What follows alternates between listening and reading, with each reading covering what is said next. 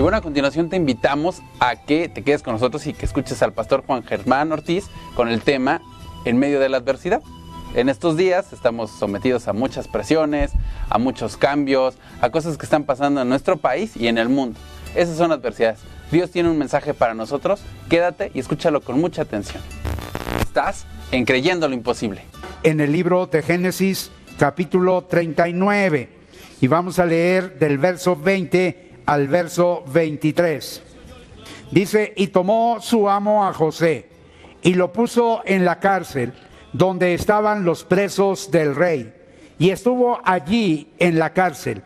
Pero Jehová estaba con José, y le extendió su misericordia, y le dio gracia en los ojos del jefe de la cárcel.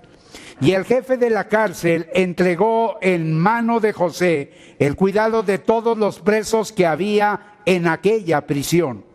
Todo lo que se hacía allí, él lo hacía. No necesitaba atender el jefe de la cárcel cosa alguna de las que estaban al cuidado de José, porque Jehová estaba con José, y lo que él hacía, Jehová lo prosperaba. Déjeme decirle que José es enviado a la cárcel por no adulterar con la esposa de Potifar. Yo creo que algunos recuerdan la historia. Por ejemplo, la esposa de Potifar trata de seducir a José. José simplemente se resiste. Entonces la esposa de Potifar acusa falsamente a José de haber querido violarla, de haber querido tener relaciones con ella. Déjeme decirle que entonces cuando viene el esposo de esta mujer, entonces José es acusado por la mujer y simplemente remitido, llevado a una prisión. Es decir, José es enviado a una cárcel por no adulterar con la esposa de Potifar. La realidad es que José, allí mismo en esa casa, mejor dicho, pudo haber sido ejecutado por Potifar, el esposo de la mujer. El ser enviado a la prisión por parte de Potifar, su amo, muestra por un lado la intervención de Dios. Es decir, Dios estaba preservando a José de que fuera ejecutado en un momento dado en aquella casa por Potifar, el esposo de esta mujer. Pero por otro lado, muestra también que el amo de José, o sea Potifar, simplemente pudo no haberle creído por completo a su mujer. Lo cierto es que José es puesto en una prisión, es puesto en una cárcel, es llevado a una prisión, la prisión del rey, es puesto en una cárcel. Ahora, yo creo que usted estará de acuerdo conmigo que decir cárcel es decir adversidad.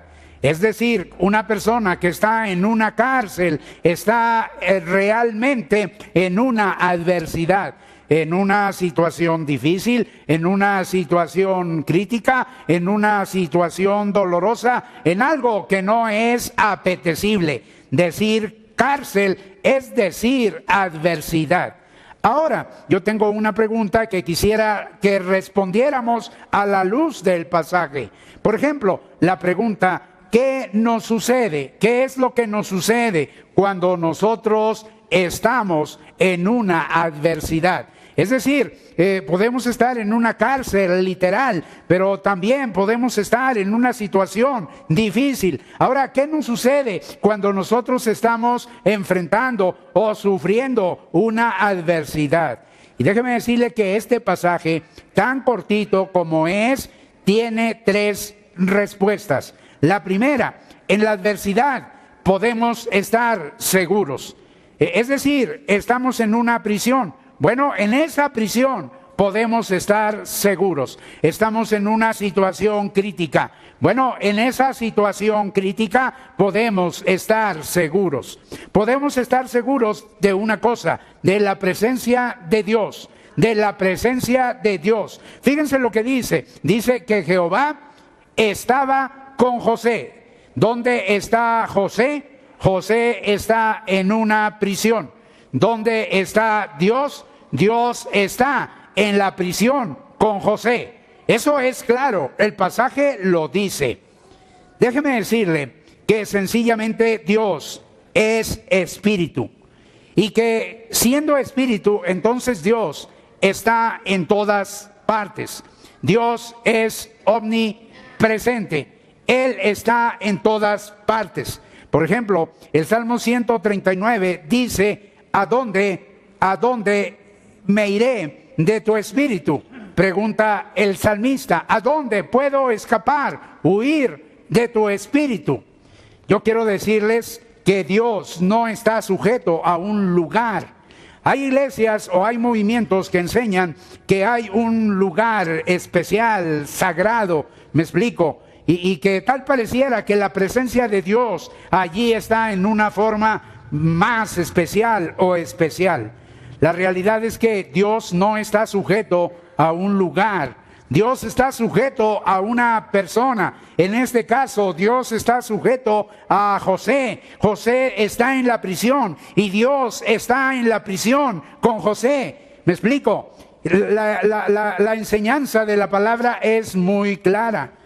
Yo quiero decirle que José, por otro lado, no se rebela. No maldice a Dios por su tribulación. No dice, como muchas veces nosotros decimos, ¿por qué, Señor? ¿Por qué a mí? ¿Por qué lo hiciste, Señor? Déjeme decirle que a medida que Dios recibe la gloria de parte de José, sencillamente José recibe la bendición de la presencia de Dios. Cuando nosotros celebramos en nuestra vida a Dios, vamos a disfrutar de su presencia donde quiera que nosotros nos encontremos. ¿Qué nos enseña esto? Que donde está el Hijo de Dios, allí está su Padre.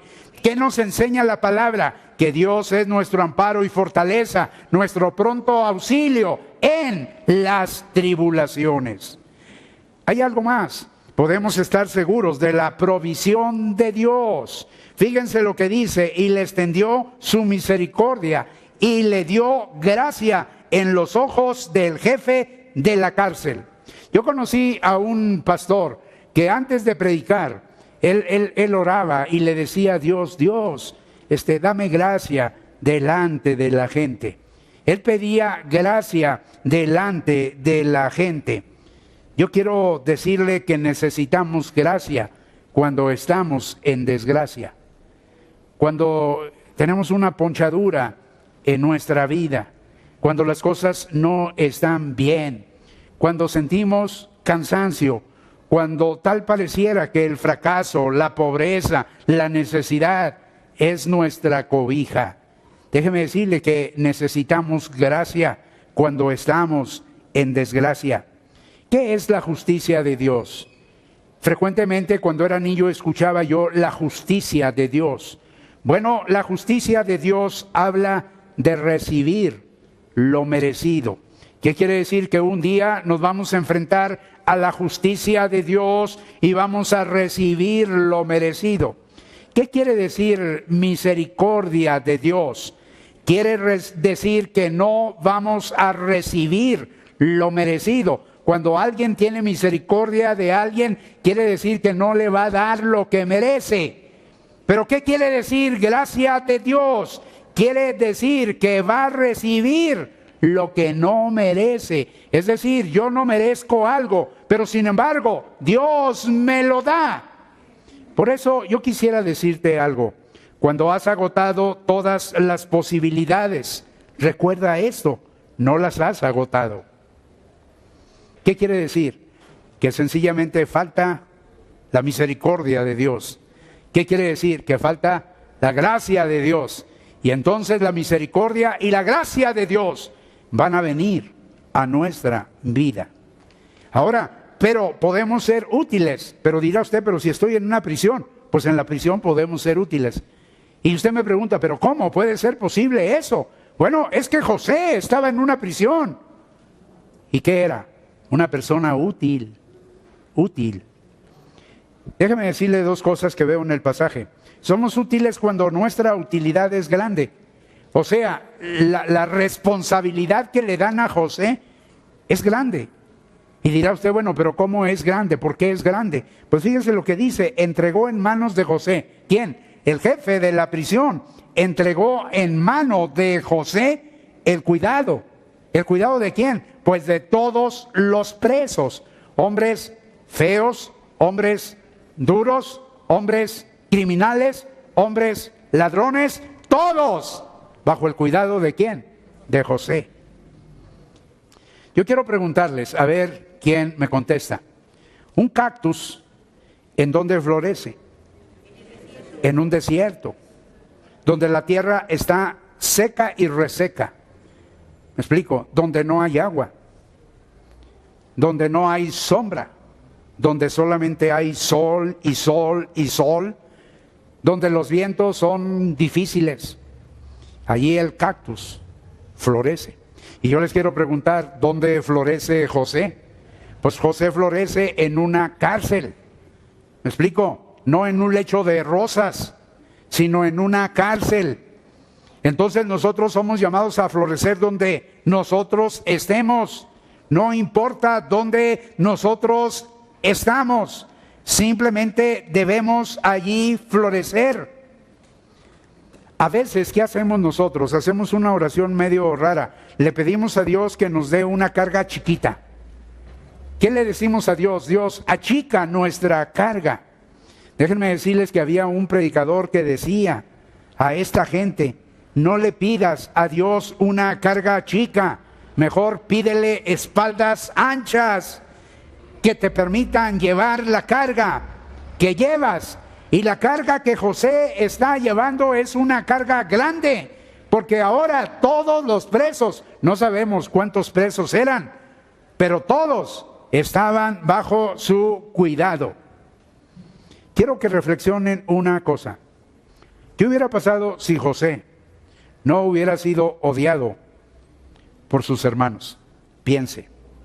¿Qué hubiera pasado si José no hubiera sido echado en aquella cisterna? ¿Qué hubiera pasado si José no hubiera sido vendido como esclavo o mercancía a aquellos mercaderes, traficantes de esclavos? ¿Qué hubiera pasado si José no hubiera llegado a la casa de Potifar como esclavo? ¿Qué hubiera pasado si José no hubiera sido acusado falsamente por aquella mujer? ¿Qué hubiera pasado si José no hubiera sido enviado a una prisión? Yo les pregunto, ¿qué hubiera pasado si José se hubiera quedado allí con su papito, tomando su chocolatito y haciendo su panecito así, remojándolo y comiéndoselo juntamente con su papá, ¿Qué hubiera pasado? Déjeme decirle que José no hubiera llegado a hacer lo que llegó a hacer. ¿Qué llegó a hacer? El segundo en Egipto, el segundo. Pensemos que no nos puede utilizar, porque sí nos puede utilizar, aún preso. José estaba preso y Dios lo utiliza. Somos útiles cuando nuestra utilidad es generosa. Fíjense, todos los presos debajo de quién los pusieron, de un hombre bondadoso, como era quién, José. Y si él era bondadoso, entonces ¿cómo los iba a tratar? Con bondad. Fíjense lo que dice, el cuidado de todos los presos que había en aquella prisión estaba bajo José. Yo quiero decirles que Dios no va a usarnos hasta que no nos pruebe. Es decir, Dios no nos va a usar hasta haber sido probados. ¿Cuál es el hambre, por ejemplo, que se experimenta en una cárcel? Bueno, hay muchas hambres que se experimentan, pero una de ellas es la soledad. Yo quiero decirles que cerca de nosotros, donde nosotros estemos, hay una persona que está buscando un hombro donde llorar. Hay gente que no necesariamente necesita estar tras unos barrotes, pero simplemente está triste y se siente mal. La última cosa, en la adversidad podemos ser prosperados. La prosperidad es el resultado de una acción decidida. Fíjense lo que dice, y lo que él hacía O sea, José hacía. El jefe de la cárcel no tenía que preocuparse de nada, estaba con los pies montados allí en el escritorio, viendo la televisión, ¿me explico? Leyendo el periódico, porque descansaba en que José era el que hacía lo que se tenía que hacer. Yo quiero decirle que el problema no es si tienes topes en la vida, topes que tu abuelito, que tu mamá, que tu papá, que tu esposo, que tu esposa, que alguien en la vida te dejó. Déjame decirte que el problema no son los topes, el problema es qué vas a hacer con los topes. Y los topes tenemos que moverlos. ¿Para qué? Para poder superarlos. ¿Cuáles son los topes que supera José? Por ejemplo, el tope de la soledad, el tope del sufrimiento, el tope del fracaso, el tope del desprecio, el tope de la pobreza. No había nadie que le ayudara. Su papá estaba muy lejos y sus hermanos que no lo querían también estaban muy lejos. Pero quiero decirles una verdad, la cárcel no detiene a José. Yo te pregunto, ¿qué es lo que te detiene a ti? ¿Hay algo que te detiene? Porque la cárcel no detiene a José. Yo quiero decirle que en medio del problema algunas personas desarrollan alas, mientras que otras se compran muletas. Yo no sé si tú andas en muletas o estás usando las alas que Dios te da. ¿Qué te da la adversidad? Muletas. Y hay gente que teniendo todo para triunfar, anda en muletas en la vida, cuando Dios le ha dado alas. ¿Me explico? ¿Qué dice Isaías? Que los que esperan en Jehová levantarán alas. ¿Cómo qué? Como las águilas. ¿Me explico? ¿Qué hace una águila? Sobrevuela cualquier obstáculo. Una montaña la sobrevuela, una tormenta la sobrevuela, un río lo sobrevuela. Nada le detiene. Yo quiero decirte que si te gusta tener canoa grande, tendrás que remar duro para que ande. Queremos triunfar, hay que pagar el precio. No le estés pidiendo a Dios, no es asunto de Dios, es asunto de ti. ¿Qué dice ahí? Excelencia, no. Se puede lograr si usted se preocupa más de lo que los otros piensan que es sabio preocuparse. Algunos dicen, no, hay que tener sabiduría y no andarse preocupando tanto. No, pues preocúpese al punto de ser excelente. ¿Sí? Si se arriesga más de lo que los demás piensan que es seguro, va a tener la excelencia. Hay excelencia si usted sueña más de lo que los demás piensan que es práctico. Hay excelencia si usted espera más de lo que los demás creen que es posible. Hay excelencia si usted trabaja más de lo que los demás piensan que es necesario. No sé si dije, si hay excelencia si usted sueña más de lo que los demás piensan que es práctico. Algunos porque ya tienen 60 años ya dejaron de soñar. Déjeme decirle que si usted, la edad que tenga, ya dejó de soñar, pues entonces considérese muerto ya, me explico. Consígase unas flores. Consígase otro pastor, a mí no me invite para el culto, me explico, a mí no me invite, vaya, busque otro pastor para que entonces tenga su funeral y a usted le den cristiana sepultura y lo entierren bien enterrado para que ya no se vaya a salir, ¿me explico? O si lo van a cremar, pues que le echen bastante lumbre, si es que usted ya dejó de soñar. Eso es lo que merece una gente que ha dejado de soñar. ¿Qué? Que le den cristiana sepultura. ¿Sí me oyó? Hay que soñar. ¿Cuál era el problema de José? A ver, díganme. Pues que andaba soñando, y no solo soñaba, sino que lo andaba diciendo, y venía a sus hermanos y se los restregaba en la cara. Ustedes van a estar hincaditos delante de mí. Y sus hermanos se ponían fúricos, así, me explico. Les daba la cosa esa, querían no solo venderlo, sino querían matarlo. Déjeme decirle que la prosperidad es el resultado de un acto divino. Usted hace, Dios lo bendice. ¿Qué dice aquí? Jehová lo prosperaba. ¿Qué dice aquí? Que él hacía y Jehová lo prosperaba. ¿Qué dijo un diácono, aquel diácono que yo conocí cuando llegué a una iglesia en un verano a trabajar? Ese diácono me enseñó una cosa, ya se murió y ya pasaron como 50 años de eso, yo todavía me sigo acordando. Él decía, a Dios orando y con el mazo dando. Eso es lo que dice aquí, él hacía y Jehová lo prosperaba.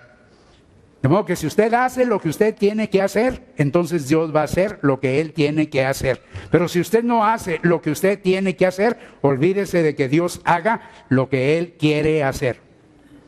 Así de sencillito. ¿Qué dice aquí? Y lo que él hacía, ¿qué? Jehová lo prosperaba. ¿Cómo lo va a prosperar? Usted haga su parte como si todo dependiera de usted. Y confíe en Dios como si todo dependiera de Él. Déjeme decirle sencillamente que con Jesús jamás una desgracia será la última noticia. ¿Y cuál es la última noticia que recibe José? La prosperidad de Dios. Yo quiero decirle que si está del lado de Dios, usted no puede perder. Yo le quiero animar para que hoy se decida a triunfar sobre su adversidad.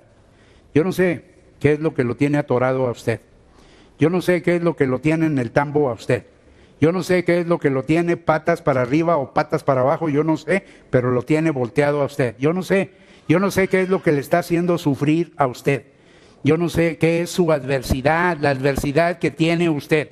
Yo no sé, pero lo que sí sé una cosa, que sencillamente en la adversidad usted puede tener la presencia de Dios, que en la adversidad usted puede ser útil, y que en la adversidad usted puede ser prosperado. Si usted hace lo que tiene que hacer, sencillamente Dios lo va a hacer en favor de usted, como lo hace con José.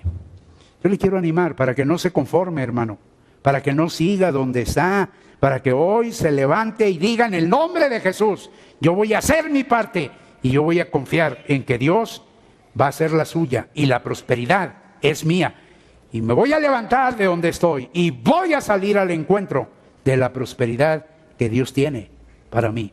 Si lo hace, yo quiero decirle que la prosperidad va a ser suya, como lo va a ser para José. José llegó a ser, después de Faraón, el segundo. ¿Por dónde pasó? Por la cárcel. ¿Se quedó en la cárcel? No. Salió de la cárcel hacia el trono. Y usted también puede salir. No se deje engañar. Cambie usted. Si los demás no cambian, cambie usted. Y agárrese de Dios y tenga la seguridad que Dios lo va a prosperar. Porque eso es lo que vemos en la Escritura. Decídase. Tome la decisión en el nombre de Jesús. Seguramente el mensaje que acabas de escuchar te dejó con inquietudes, te dejó con dudas, te dejó con un deseo de hacer un cambio radical en tu vida. Si no sabes cómo hacerlo, yo te invito a que nos llames aquí a Creyendo lo Imposible.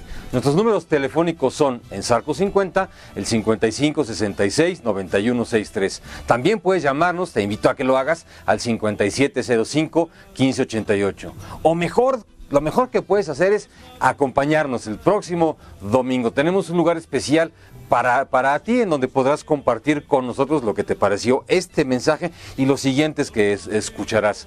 Te esperamos el próximo domingo pues a las 9 de la mañana, a las 10:15 o a las 12:45, donde en Zarco número 50, Colonia Guerrero. Estamos muy bien ubicados, muy cerca del Metro Hidalgo, también del Metro Guerrero. A unas cuadras de Reforma, también tenemos el Metrobús, esta estación Mina, también está a tu disposición un estacionamiento, así es que vienes con tu vehículo. No vengas solo, ven con alguien, pero lo más importante, en medio de la adversidad, ten por seguro que hay una solución, y esta es nuestro poderoso Señor Jesús. Por lo pronto, no le cambies, continúa con nosotros aquí en tu programa, Creyendo lo Imposible.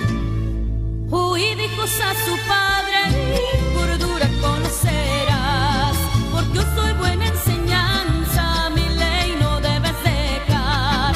Retén en ti mis razones, guarda mi orden y vivirás. Adquiere sabiduría, no la dejes y te guardará.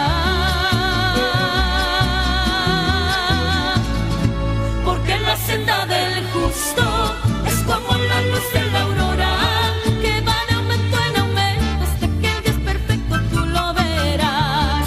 Tus ojos miren lo recto y fija tu vista a mi voluntad.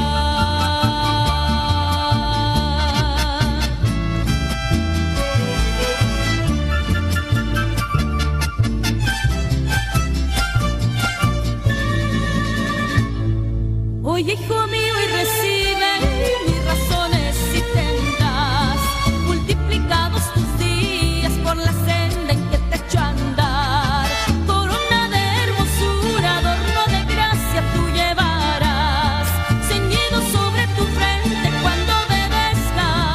Continuamos con la música mexicana en este programa Creyendo lo Imposible. Esto fue Ruth Ríos cantando De tu amor necesita México. Yo soy tu amiga Aida Rodríguez y te invito a que no le cambies. Vamos a un corte comercial y regresamos a este tu programa Creyendo lo Imposible. Tú lo ves.